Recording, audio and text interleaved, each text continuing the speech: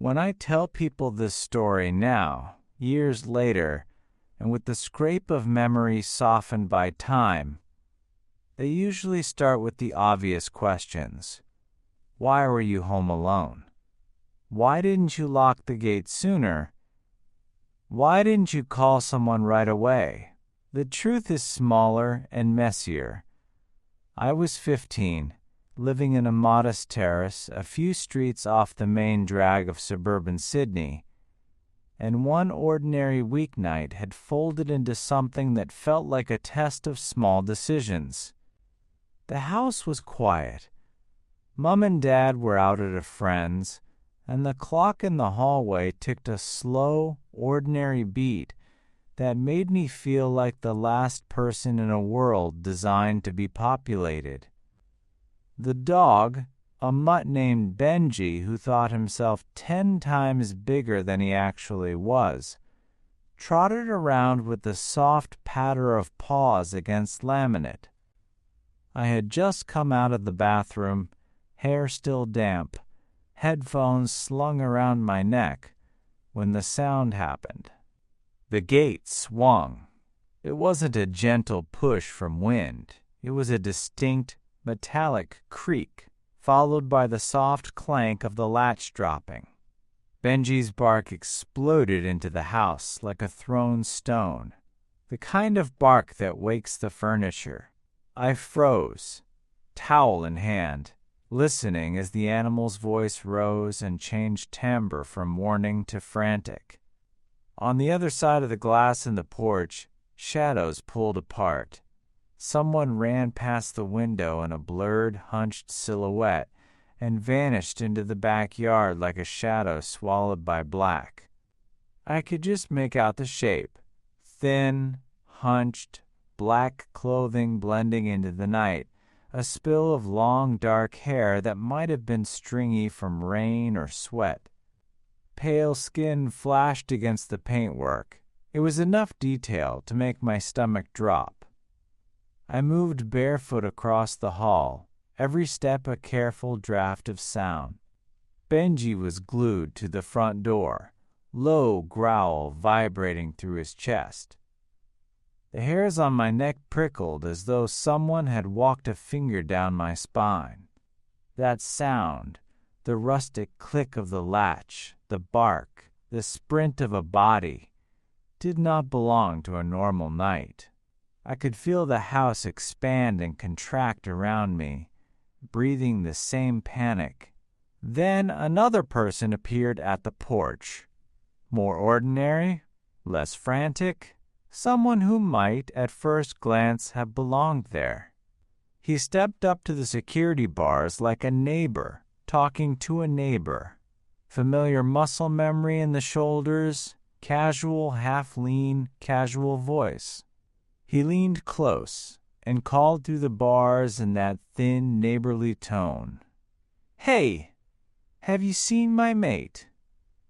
At 15, you parse language like a map of risk. The man's words skated across the threshold in plain English, but a dozen little pieces didn't fit. He said my mate, and then described him as a random guy he'd been following.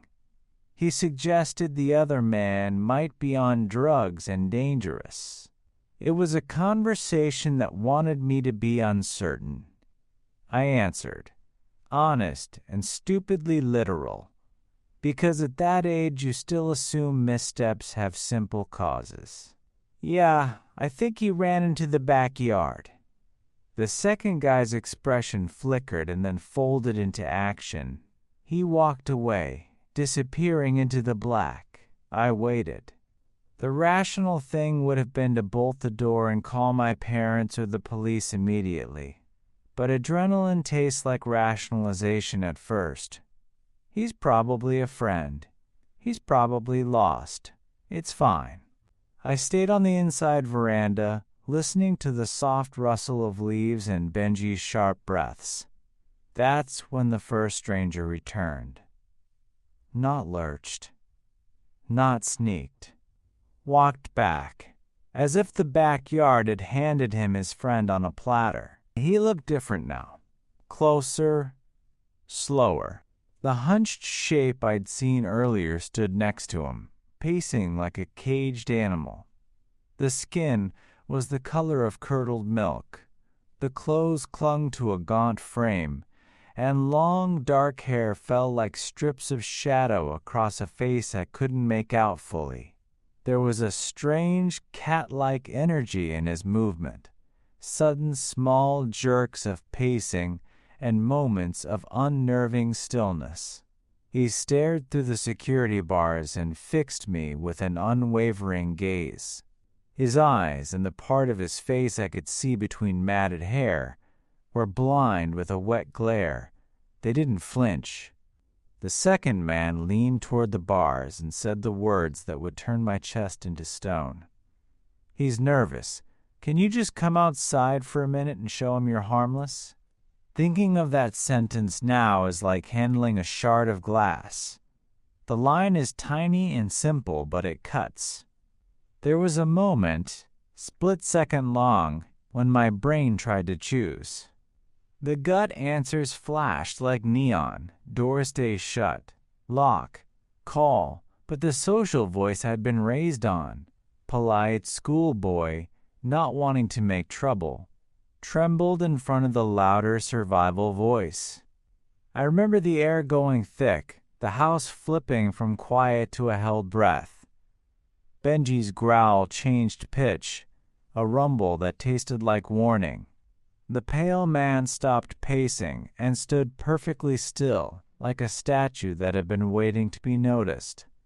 All the small noises in the house turned into a chorus.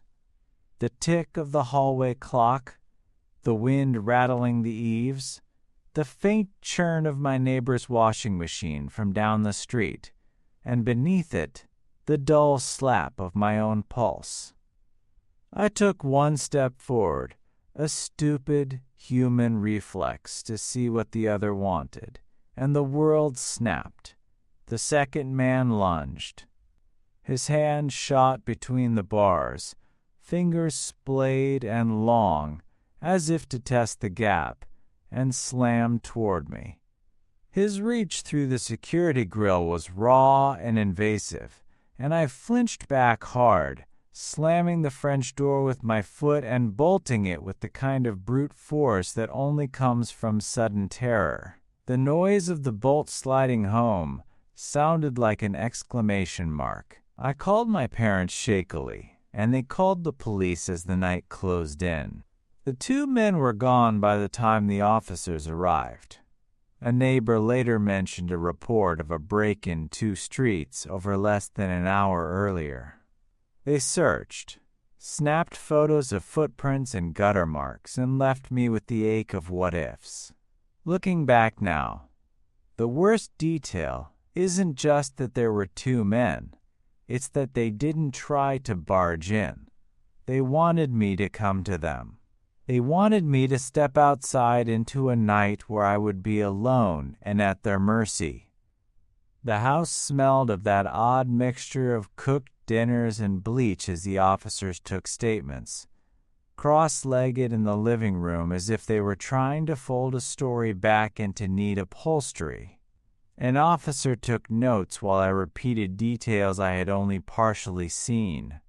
The pale man's hunched gait, the greasy black hair, the way his skin looked almost translucent under the halo of the street lamp, the other man's casual manner, the quick cadence of his lies.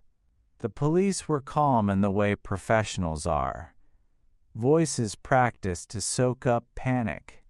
They circled the yard with torches, but the garden's small jungle of shrubs gave up only hollowed footprints and the scratch of a shoe against the side fence.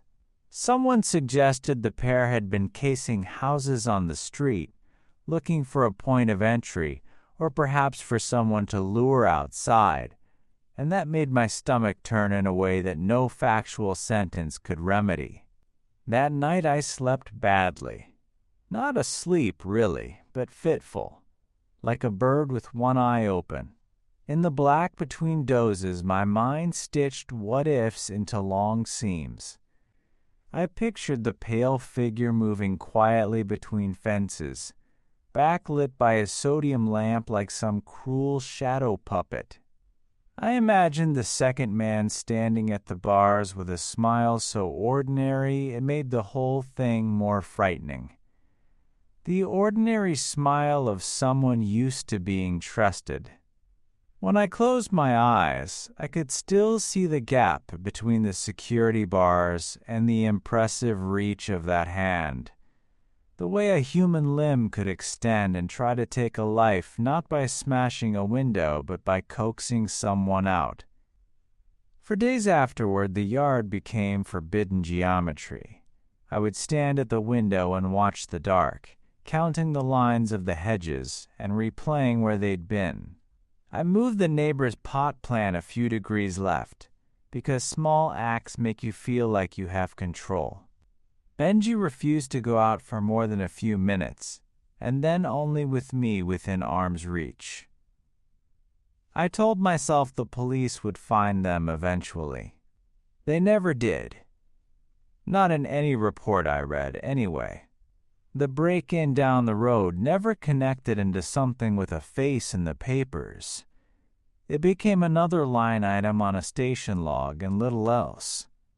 The two of them dissolved back into randomness, into the many ways a city's night folds people into anonymous shapes. People told me to be thankful I hadn't opened the door. They said how brave I'd been and how lucky we both were that I'd stayed put. Luck has a peculiar way of sitting with you after such nights. A warm, brittle thing that doesn't feel like virtue so much as a narrow escape. The memory stuck in my body like a splinter. Every metal clank of a gate, every figure hunched under a streetlight made my shoulders climb up to my ears.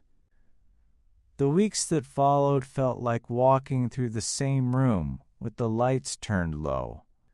I overchecked locks, slammed bolts, and rewired habits into rituals, pocketing my phone with its camera facing me, leaving a bright light on in the hallway, teaching Benji a new command to come inside when I said the word. Each small action was an attempt to stitch back a sense of normality, to prove to myself that I could still command the boundaries of my space. But some part of me had been rewired for suspicion. The world felt porous in a way that couldn't be patched by an extra chain on a door. Friends who heard the tale offered sympathy and incredulous shakes of the head. Some told me horror movie lines.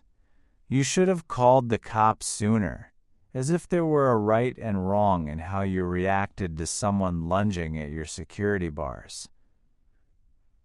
Others, more quietly, confessed they had also had nights where a stranger's presence had rearranged their sense of home. The common thread was always that shock, the sense that someone had chosen you, watched you, and tried to draw you out. On the 31st of that month, a small anonymous online forum discussion popped up in the local neighborhood group. Suspicious men seen near fences. Keep watch. Comments flowed with the casual, brittle helpfulness of the internet. Keep lights on. Call police. Alert neighbors. I felt both relief and a sharpening annoyance. I was relieved that the pattern was noticed, and annoyed that the world had to be reminded to look up from its screens. Meanwhile, inside my own house, the nights were longer. The yard became a terrain of imagined footprints that never quite matched the real ones. The gate's latch, once an unnoticed detail, had been transformed into a potential hinge upon which terrible choices could swing. Each time the gate scraped metal on latch, my heart jumped, and I felt the old, small animal terror return like a memory that hasn't learned its lesson. The house had not been invaded in the physical sense. No window smashed, no door broken down. But in a way that mattered more intimately, My sense of safety had been tested to the bone. And when you are young, tests like that teach you rules in a way that hangs on a long time. Never go outside if someone you don't know asks. Always lock both doors even if you think you'll be quick. Trust the bark of your dog because it often knows what you do not. The months after hardened into a tightness I carried with me for years. I grew smaller in the way I moved through space, always turning to check my shoulder, favoring seats with a clear exit, leaving lights on in hotel rooms when traveling alone. For a while, my parents refused to leave the house without checking the backyard themselves. They changed locks and added an extra security latch. We put in motion-activated lights and an extra padlock on the gate. Benji, who had always been an earnest, goofy dog, became a sentinel who watched every shadow like it might be a hand. When I finally told the story to a girlfriend a few years later, wary and careful with phrasing as if words could drape or undrape the memory, she stopped me halfway through and said, simply, "They wanted you outside." It landed in my chest like the final piece of a jigsaw puzzle. Of course they wanted me outside. Laying a hand through a security bar or asking someone to step into the night isn't about brute force. It's about manipulation, prodding at the social instincts that make you polite to whatever face someone puts on. It's about turning ordinary trust into a tool. I never saw those two men again. I never had a flash of their faces in crowds or the intimation of the pale man pacing behind a hedge. The world, mercifully, does not always hand you continued confrontations. Sometimes the scars are just that, scars, reminders, and not ongoing threats. But every so often, a metallic squeal at a stranger's gate will make me pause. Every so often, a shadow that hugs a bush's edge will set me to scanning for a shape that might be watching. The smallest, most mundane things became litmus tests for possible danger. Years later, when I walk past the street where my parents still live, the gate looks ordinary. Flaking paint, a little rust at one hinge, a ribbon of weeds in the crack. In daylight it becomes nostalgic, a marker of growing up.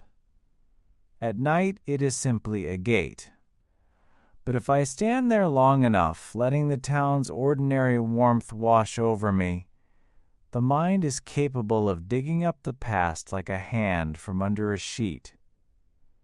The pale man's still intensity, the second man's ordinary voice folded over a lie, Benji's bark like an alarm. The scene replays in thumbnails, the porch light hitting hair, the hand between bars, the click of the bolt. If there's one thing I learned that doesn't sound like a moral or an instruction but simply a fact, it's this. Some people will try to make you walk into danger with a kind voice and a practiced smile. It's a small, terrible lesson that has stayed with me. It informs the way I teach younger siblings to be wary, and the way I check locks twice before collapsing into sleep. At the end of the day, the men were ghosts that left behind only a few physical traces and 1,000 internal footprints. The police never gave us the comfort of an arrest or a confirmation that their canvassing had turned up anything substantial. They did their jobs as much as they could, took photos, filed reports, told us to stay vigilant. But the knowledge of those two men, that they could be patient and quiet and polite enough to try to lure someone out, remained with me. A tiny electric wire running under the skin. I learned to respect the thinness of safety and the ease with which strangers can ask you to step into the dark.